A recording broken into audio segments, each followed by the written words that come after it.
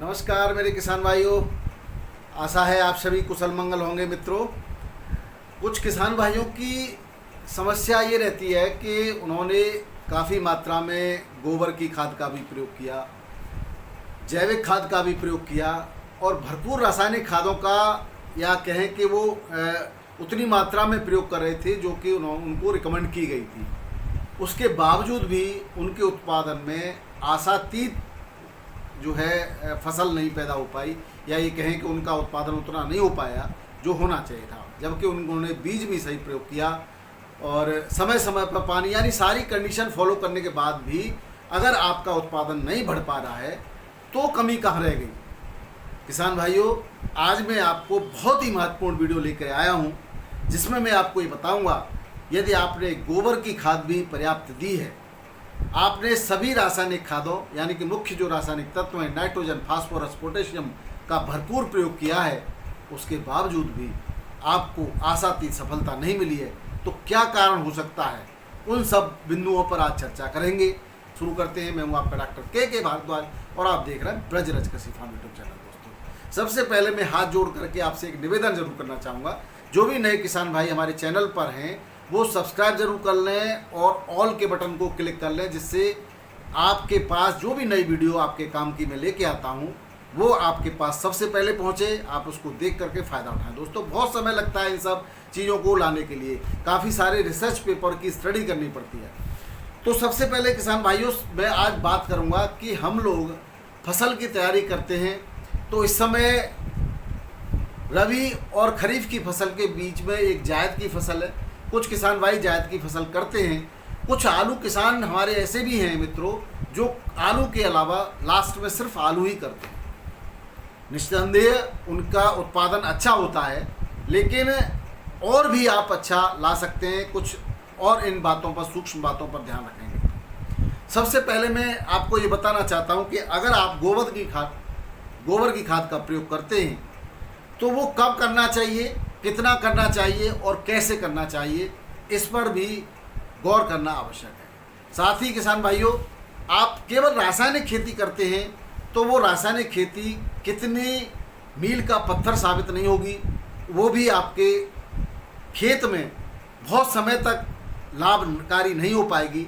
तो जैविक की तरफ भी जाना आवश्यक है। किसान भाइयों, हम ज़्यादातर किसान भाई आलू की खेती में काफ़ी मात्रा में रासायनिक खादों का प्रयोग करते हैं, लेकिन रासायनिक खादों का प्रयोग लगातार करते रहने से, चूँकि रासायनिक खाद की बहुत सारी मात्रा अघुलनशील अवस्था में मिट्टी में रह जाती है, इस वजह से धीरे धीरे मिट्टी की संरचना में परिवर्तन आ जाता है। मिट्टी का पीएच मान बढ़ सकता है, मिट्टी के अंदर सोडियम साल्ट की मात्रा बढ़ सकती है, यानी कि नमक की मात्रा बढ़ सकती है, मिट्टी क्षारीय हो सकती है, मिट्टी की जल धारण क्षमता कम हो सकती है, मिट्टी का भुरभुरापन कम हो सकता है और मिट्टी के अंदर ऐसे हालात भी हो सकते हैं कि सूक्ष्म जीवों की कमी रहने के कारण वो उन पोषक तत्वों को पौधे तक नहीं दे पाते। इसलिए आवश्यक है कि समय समय पर जैविक खादों का भी प्रयोग किया जाए। तो किसान भाइयों, जैविक खादों की अगर बात करते हैं तो जैविक खादों को मुख्य रूप से डिवाइड किया जा सकता है दो तरह से। एक तो जैविक खाद होती है जिसमें ज़्यादातर मात्रा में कार्बन की मात्रा होती है, यानी कि विरल कार्बनिक यौगिक, जो मात्रा तो ज़्यादा होती है लेकिन उसमें काम के तत्व यानी कि सूक्ष्म तत्व या कहें मुख्य पोषक तत्वों की मात्रा काफ़ी कम होती है या धीरे धीरे काम में आती है। और दूसरा जो इसका स्वरूप है वो है आपका या तो फसल और बीज का अवशेष, ये भी जैविक खाद है।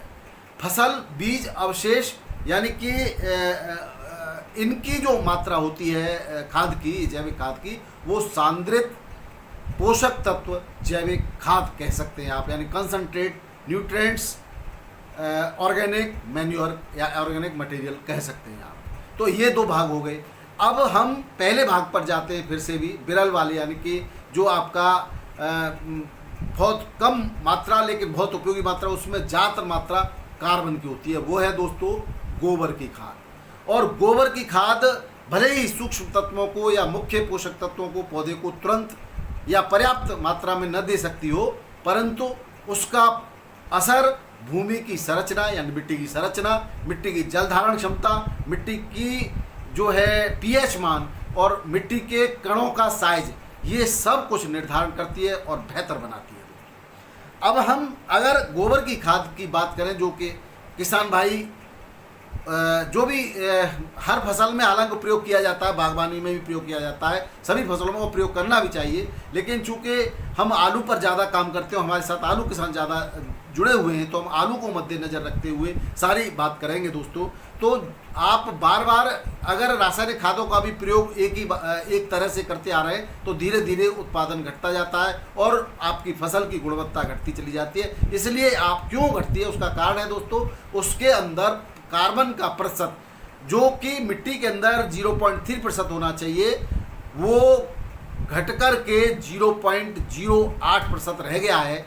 अब हम अगर इसके अंदर गोबर की खाद न डालें तो ये जो सामान्य सूक्ष्म जीवों का भोजन होता है कार्बन, वो बहुत कम हो जाएगा। और सूक्ष्म जीव अगर मिट्टी के अंदर नहीं होंगे तो जो पोषक तत्व कुछ ऐसे होते हैं जो बिना सूक्ष्म जीवों की सहायता से पौधे नहीं ले सकते, तो उन पोषक तत्वों को पौधे को देना मुश्किल हो जाएगा। अतः ये आवश्यक है कि फसल के अंदर या कहीं मिट्टी के अंदर समय समय पर जो आपका विरल जैविक कार्बन है, यानी कि गोबर की खाद है, वो उसको देते रहना आवश्यक होता है दोस्तों। ये न केवल कार्बन की पूर्ति करती है, मिट्टी की संरचना, जल धारण क्षमता, ये मैं आपको बता ही चुका हूँ। इसकी मात्रा जो होती है डालने के लिए वो टनों में यानी कि कुंटलों में डाली जाती है या टनों में डाली जाती है, यानी ज़्यादा मात्रा में डाली जाती है। इसका असर तत्काल न होकर के लंबे समय तक रहता है। तो ये कब डालनी चाहिए, क्यों डालनी चाहिए, वो तो समझ में आ गया। अब बात करते हैं हम दूसरे बिंदु पर, इसको डालने से क्या हानि हो सकती है। तो इसको डालने से दोस्तों खेत में कोई हानि नहीं होती, लेकिन अब हमें कैसा डालना चाहिए इस पर अगर थोड़ा विचार करें तो ये सड़ी गली गोबर की खाद डालनी चाहिए, क्योंकि कोई भी ऑर्गेनिक मैन्योर है उसको सड़ने के लिए जब वो सड़ता है यानी कि वो उसका अपघटन होता है तो बहुत बड़ी मात्रा में एनर्जी प्रोड्यूस होती है, और वो एनर्जी इतनी होती है कि जो मिट्टी के अंदर पाए जाने वाले मित्र सूक्ष्म जीव वो मर जाते हैं, वो नष्ट हो जाते हैं। इसलिए हमें इसको पहले ढेर करके और सड़ा लेना चाहिए। अगर आवश्यक हो तो इसको हमें कुछ सूक्ष्म जीवों के माध्यम से या जीवाणुओं के माध्यम से या स्लरी के माध्यम से गला करके भी प्रयोग किया जा सकता है, तत्काल प्रयोग किया जा सकता है। इस पर भी हम थोड़ा सा आगे और विचार करेंगे। इसके साथ साथ गोबर के साथ साथ हम चूल्हे की राख का प्रयोग कर सकते हैं। इसमें बहुत ज़्यादा मात्रा में फास्फोरस और पोटेशियम भी होता है। इसके अलावा फसल अवशेषों का प्रयोग कर सकते हैं, और फसल अवशेष भी सड़े गले होने चाहिए, और इनको सड़ाले गलाने के लिए एक विधि जो हम अलग से इस पर कभी प्रकाश डालेंगे किस तरह से गलाना चाहिए। मैं एक सामान्य तौर पे बहुत सूक्ष्म में बता देता हूँ कि एक ऐसा गड्ढा होना चाहिए जो नीचे से पक्का हो, जिसमें आपका जो मैन्योर का ऑर्गेनिक मटेरियल है या ये कहें कि फॉल्विक एसिड बनता है इस गोबर में से, वो ज़मीन के अंदर न चला जाए, इसलिए नीचे से पक्का कर सकते हैं आप, पॉलीथीन बिछा सकते हैं। और एक गहरा गड्ढा होना चाहिए लेकिन ऐसा भी नहीं होना चाहिए कि बरसात में इसका पानी बह करके चला जाए, क्योंकि अगर बरसात में पानी इसमें से बह करके चला जाएगा तो वो इसका 0.3% करीब इसका जो मटेरियल है काम का आपका, वो भी बह करके चला जाएगा। वो भी बहुत ज़्यादा उपयोगी होता है जो हम अलग से देते हैं। अगर आप सही तरीके से जैविक खाद का निर्माण करेंगे, यानी गोबर की खाद का निर्माण करेंगे और फिर खेतों में सही समय पर और सही तरीके से देंगे, तो आपको जो बाहर से बहुत सारे महंगे जाइम्स और बहुत सारे माइक्रोन्यूट्रिएंट्स, बहुत सारे जो आपको फसल के लिए कह सकते हैं हार्मोन्स देने पड़ते हैं, उसकी आवश्यकता ही नहीं पड़ेगी। तो इसके लिए आवश्यक है दोस्तों कि आप एक सही तरीके से गड्ढा खोदें, उसमें फसल अवशेष को डालें और उसके अंदर जो है आप डाल सकते हैं वेस्ट डीकम्पोजर। अगर आपके पास वेस्ट डीकम्पोजर नहीं उपलब्ध है, हालांकि बाजार में कई सारी कंपनियों का भी आता है और वो आप ले सकते हैं, तो आप इसमें समय समय पर मठा का प्रयोग कर सकते हैं, और इसको गीला रखने के लिए गुड़ के पानी का भी प्रयोग कर सकते हैं, जिसमें जीवाणु होते हैं और वो धीरे धीरे अपघटक इसको सड़ा करके और इसमें से एनर्जी को निकाल करके इसको गला करके बढ़िया अच्छी खाद के रूप में इसका निर्माण कर सकते हैं। अब बात करते हैं कब डालना चाहिए किसान भाइयों।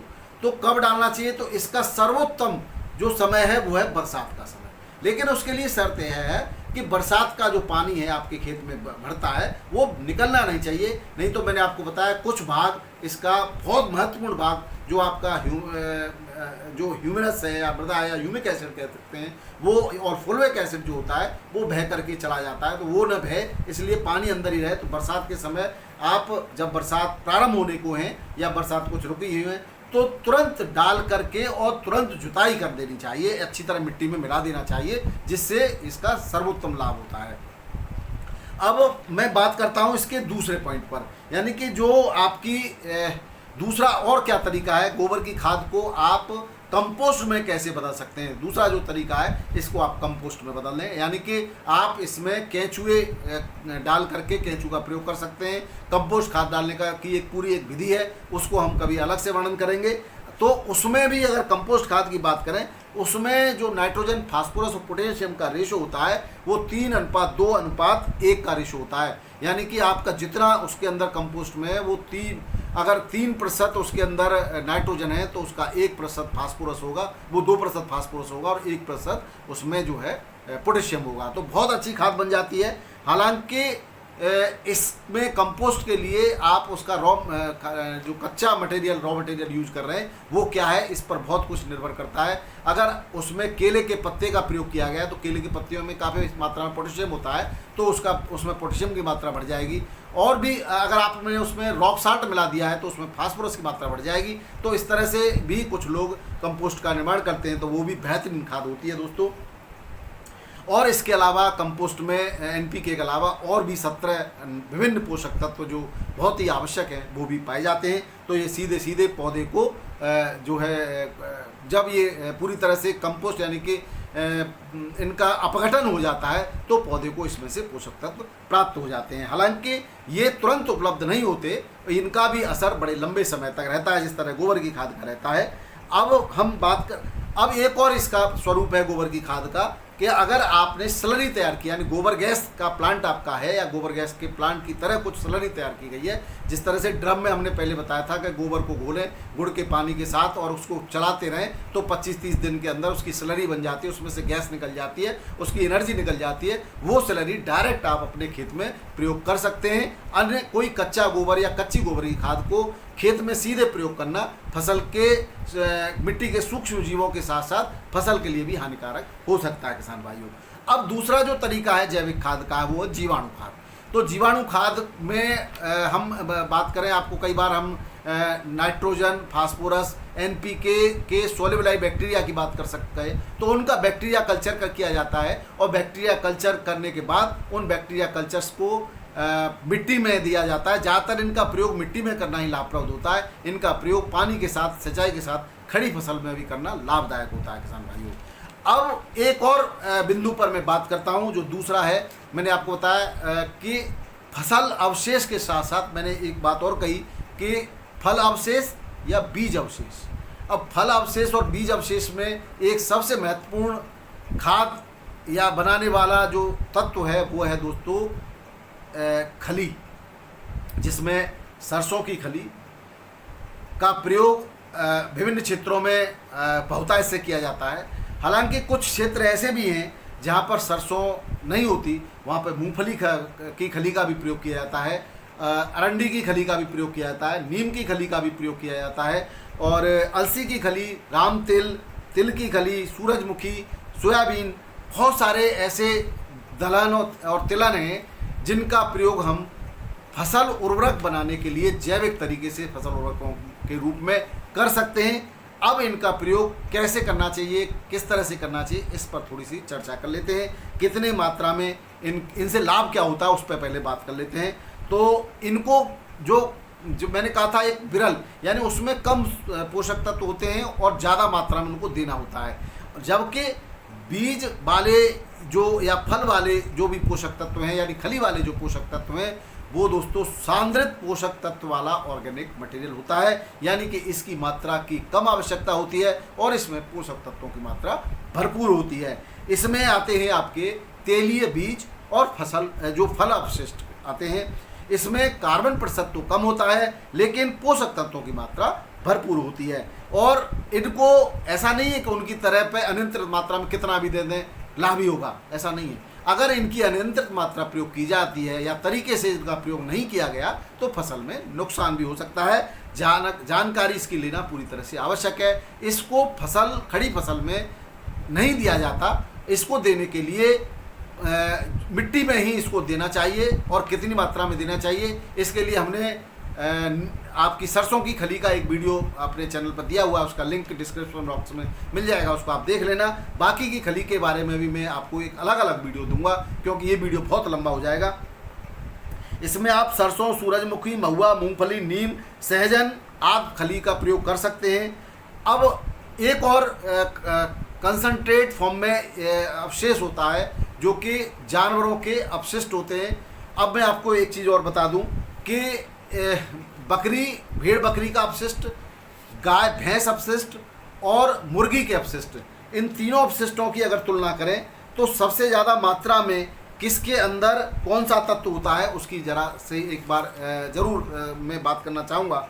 तो मैं दोस्तों बता दूं, भेड़ बकरी के अपशिष्ट में नाइट्रोजन का प्रतिशत होता है 2.02, फास्फोरस का प्रतिशत होता है 1.75 और पोटेशियम का प्रतिशत होता है 1.94, जबकि गाय भैंस के में होता है 1.5 नाइट्रोजन, पोटेशियम होता है, फास्फोरस होता है 1% और पोटेशियम होता है 0.94% और मुर्गी के में होता है दोस्तों नाइट्रोजन 4%, फास्फोरस होता है 1.98% लगभग 2% और पोटेशियम होता है 2.32%। यानी सबसे ज़्यादा कंसनट्रेट फॉर्म में मैक्रो न्यूट्रिएंट्स की जो खाद है वो है आपका मैन्योर की बात करें तो जो आपका मुर्गे और मुर्गी का जो अपशिष्ट है उसका प्रयोग हम सीधे तौर पर फसल लगाने से पहले जुताई में कर सकते हैं।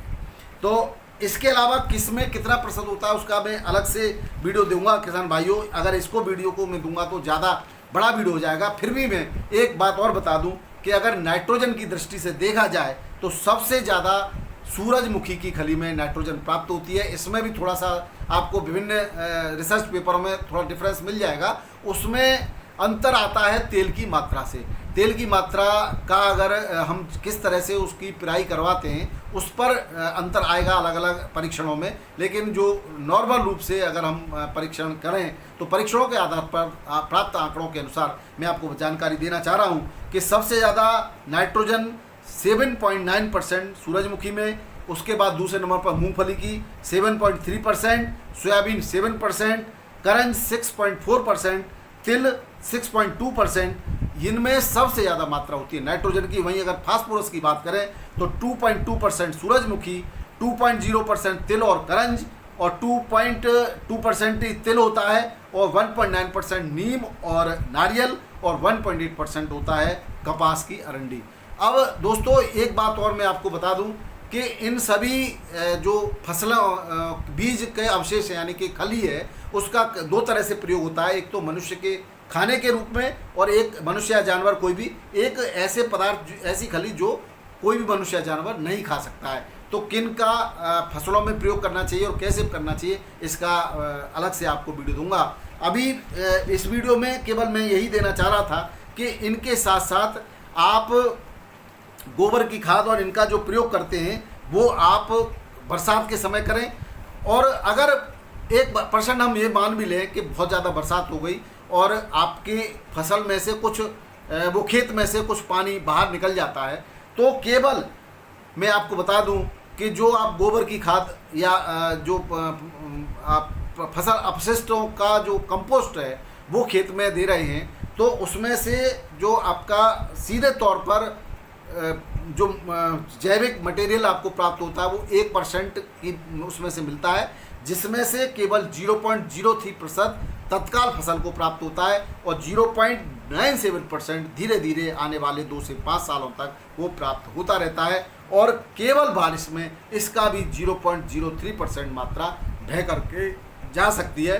तो सबसे उत्तम समय जो है वो गोबर की खाद देने का है बरसात का मौसम दोस्तों। उसके बाद आप अपनी जुताई करते रहें और मैं विभिन्न जो आपके तेलीय सीड्स हैं उनकी जो खली इनका यानी कि उनका अवशेष जो है उसको किस तरह से प्रयोग करना चाहिए, कितनी मात्रा में प्रयोग करना चाहिए, उसके लिए भी आने वाले समय बहुत जल्दी मैं वीडियो दे दूंगा, तो वो भी आप देख लें और ऐसे वीडियो को इनका सही तरह से अपने फसलों में प्रयोग करके और ज़्यादा से ज़्यादा उत्पादन प्राप्त करें। क्योंकि कुछ सूक्ष्म जीवों के बिना हम रासायनिक पदार्थों से दिए गए डायरेक्ट पोषक तत्वों को पौधे को नहीं दे सकते, इसलिए कार्बन की मात्रा का लेवल और सूक्ष्म जीवों की मात्रा का लेवल भी मिट्टी के अंदर बनाए रखना अत्यावश्यक है और केवल नियंत्रित मात्रा ही रासायनिक तत्वों की देना चाहिए दोस्तों। अगर हम अनियंत्रित मात्रा देंगे तो धीरे धीरे हमारी मिट्टी की संरचना बदल जाएगी, मिट्टी बहुत ज़्यादा समय तक हमारा साथ नहीं दे पाएगी और हमारा उत्पादन घट जाएगा। मेरी गारंटी है दोस्तों, इन सब प्रयोगों को करने के बाद 15% मिनिमम उत्पादन आप बढ़ा सकते हैं। तो ज़रूर आप किसान भाइयों ऐसे मेरे बताए अनुसार प्रयोग कीजिएगा और आपको वीडियो अच्छा लगे तो अन्य किसान भाइयों को जरूर शेयर कीजिएगा। वीडियो देखने के लिए बहुत बहुत धन्यवाद। नमस्कार, आदाब, सत श्री अकाल, राधे राधे, जय जवान जय किसान।